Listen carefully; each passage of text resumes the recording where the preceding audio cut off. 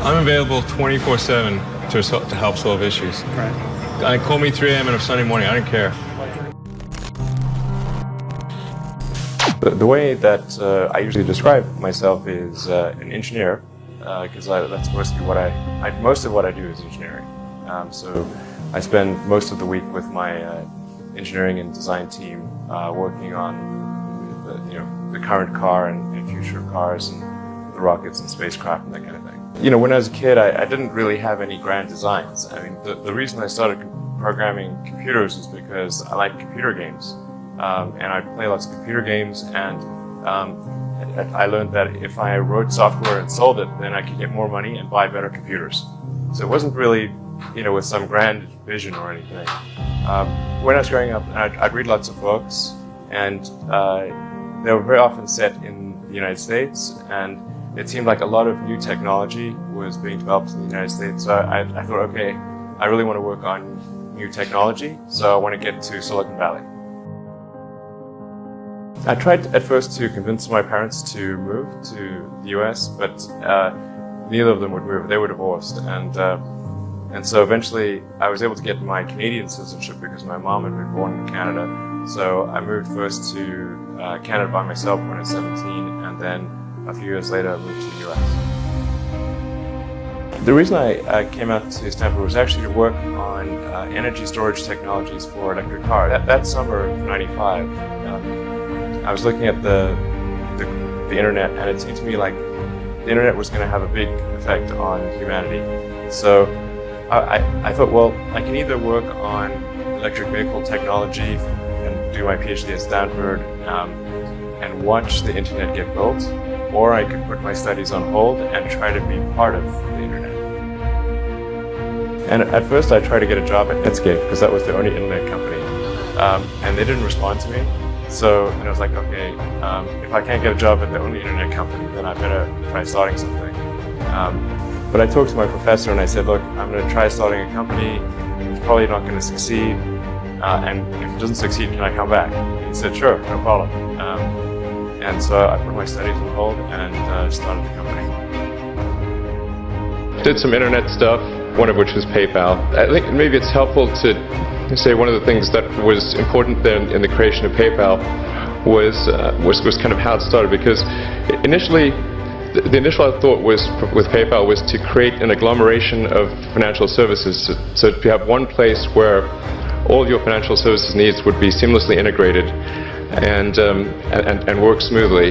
And then we had like a little feature which was to do email payments, and whenever we'd show the system off to someone, we'd show the hard part, which was the agglomeration of financial services, which was quite difficult to put together.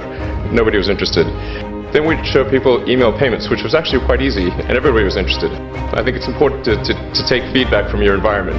You want to be as closed loop as possible. We focused on email payments and really try to make that work, and that's what really got things to take off. But if we hadn't responded to what people said, then we probably would not have been successful. Going from PayPal, I thought, well, what are some of the other problems that are likely to most affect the future of humanity?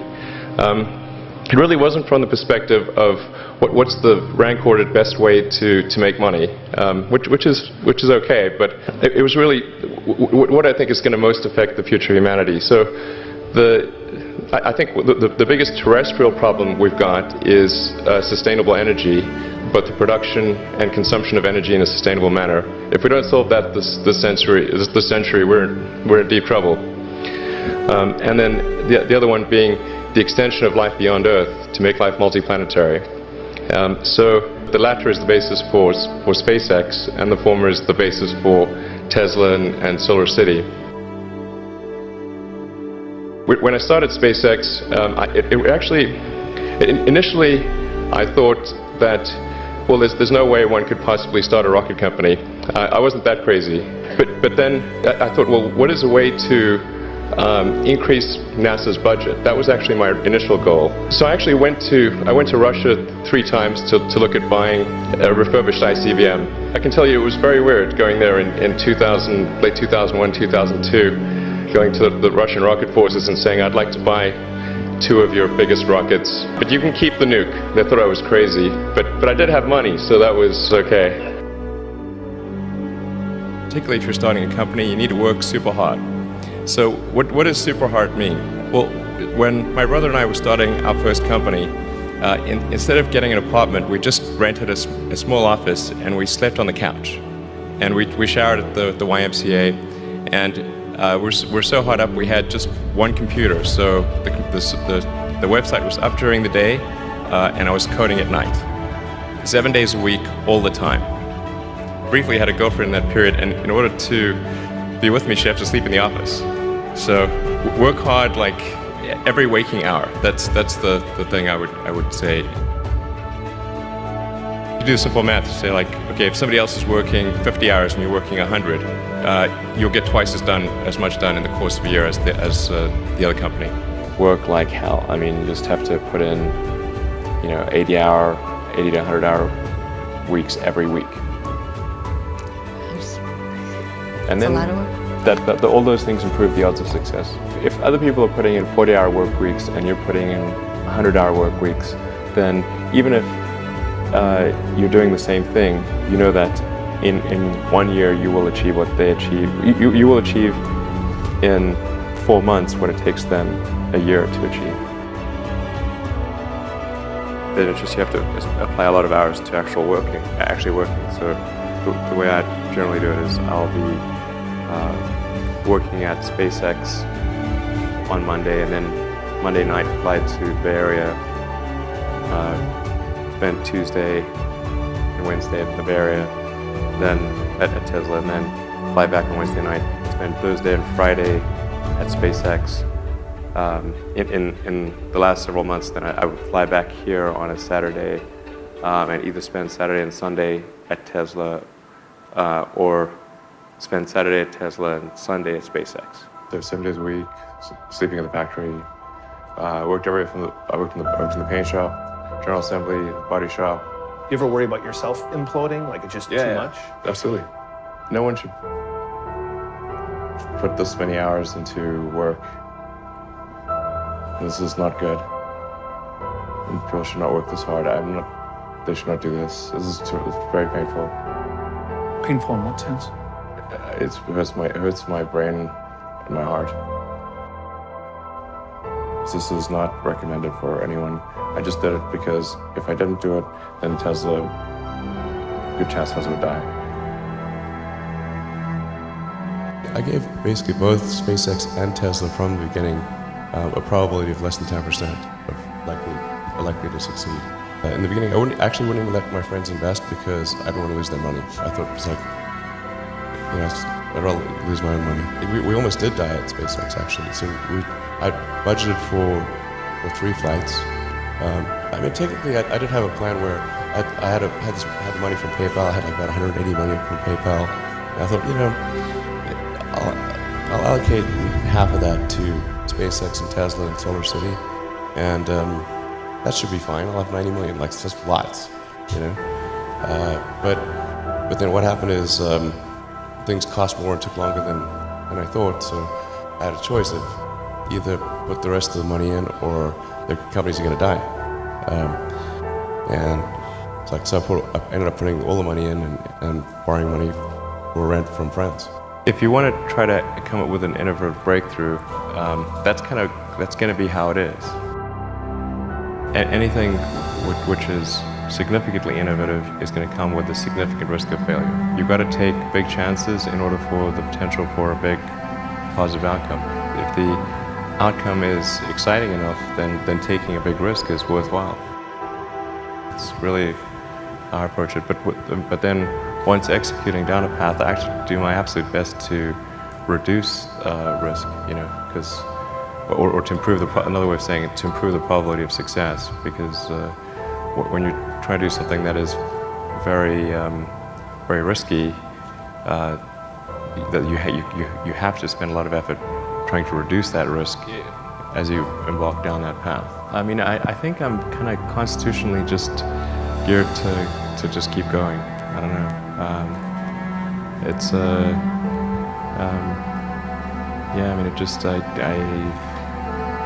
I don't know. I mean, it certainly there are times when things don't go well, and then that's quite dispiriting for sure. And so then it's difficult to proceed with the same level of enthusiasm. But I do think the things that we're doing are pretty important to the future. And if we don't succeed, then it's not clear what other things would succeed. And if we don't succeed, then we'll be certainly pointed to as a reason why people shouldn't even try for these things. So I think it's important that we do whatever is necessary to keep going. So how do you keep your focus on the big picture when you're constantly faced with, we could be out of business in a month? Well, it's just a very small percentage of mental energy is on the big picture. Like you know where you're generally heading for, and the actual path is going to be some sort of zigzaggy thing in that direction. You try not to deviate too far from the path that you want to be on, but you're going to have to do that to some degree. One of the most difficult choices I've ever faced in life was in 2008. I think I had maybe $30 million left, or $30 or $40 million left in 2008. I had two choices. Put it all into one company, and then the other company would definitely die, or split it between the two companies. But if I split it between the two companies, then both might die. And when you put your blood, sweat, and tears into creating something, building something, it's like a child. It's like, which one am I going to let one starve to death? I couldn't bring myself to do it, so I split the money between the two. Fortunately, thank goodness, they both came through. Like you can learn from that and do another company, and it's not a big deal. I mean, I think it's like quite painful and difficult, honestly, and it feels terrible. But yeah, I mean, the company is sort of looking to me to rally them, and so I do. But I honestly feel super bad. Space is hard, and rockets tend to fail, unfortunately. And even when you've got like a lot of really smart people working super hard to minimize the probability of failure, it's still there, and it's quite significant. And people have asked me like, well, why are rockets especially hard? And part of it is like everything has to work the first time. Like there's no, you can't do a recall, you can't patch it. It's like 9 minutes to orbit or it's over. That mindset that embraces failure, how do you personally, I mean, those kinds of failures would drive a lot of us in this room nuts, but it doesn't seem to drive you nuts. Seems like you're very comfortable with it. It would have been impossible for me to have done electric cars or rockets, right from the start, because I would have those require money to get anything done. Being focused on something that you're confident will have high value to someone else, and just being really rigorous in making that assessment, because people tend to, a natural human tendency is wishful thinking. So a challenge for entrepreneurs is to say, well, what's the difference between really believing in your ideals and sticking to them versus pursuing some unrealistic dream that doesn't actually have merit? And that is a really difficult thing to tell. Can you tell the difference between those two things? Right. So you need to be sort of very rigorous in your self-analysis. Successful entrepreneurs probably come in all sizes, shapes, and flavors. An obsessive nature with respect to the quality of the product is very important. Even if you're the best, there's always a chance of failure. So I think it's important that you really like whatever you're doing. If you don't like it, life is too short. If you like what you're doing, you think about it even when you're not working. I mean, it's something that your mind is drawn to. And if you don't like it, you just really can't make it work, I think. If you're creating a company or if you're joining a company, the most important thing is to attract great people. So either join a group that's amazing, that you really respect, or if you're building a company, you've got to gather great people. I mean, all a company is a group of people that have gathered together to create a product or service. And so depending upon how talented and hardworking that group is, and the degree to which they're focused cohesively in a good direction, that will determine the success of the company. I think when I was, 5 or 6 or something, I thought I was insane. It was just strange. Because it was clear that other people did not, their mind wasn't exploding with ideas. It was like, I'm strange. I don't think you'd necessarily want to be me. It's very hard to turn it off. It's like a never-ending explosion. All the time. When I was a kid, I was wondering kind of what's the meaning of life? Why are we here? What's it all about? Came to the conclusion that what really matters is trying to understand the right questions to ask. The more that we can increase the scope and scale of human consciousness, the better we are able to ask these questions. There are certain things that are necessary to ensure that the future is good. Some of those things are, in the long term, having long-term sustainable transport and sustainable energy generation, be a spacefaring civilization, and for humanity to be out there among the stars and be a multi-planetary species. Being a multi-planet species and being out there among the stars is important for the long-term survival of humanity. The part that I find personally most motivating is that it creates a sense of adventure and it makes people excited about the future. How many things can you buy that you really love, that really give you joy? So rare, so rare. I wish there were more things. That's what we're trying to do. Just make things that somebody loves. The universe as we know it will dissipate into a fine mist of cold nothingness eventually. I don't want to sound like things are too dark, because I think you kind of have to be optimistic about the future. There's no point in being pessimistic. What are the set of things that can be done to make the future better?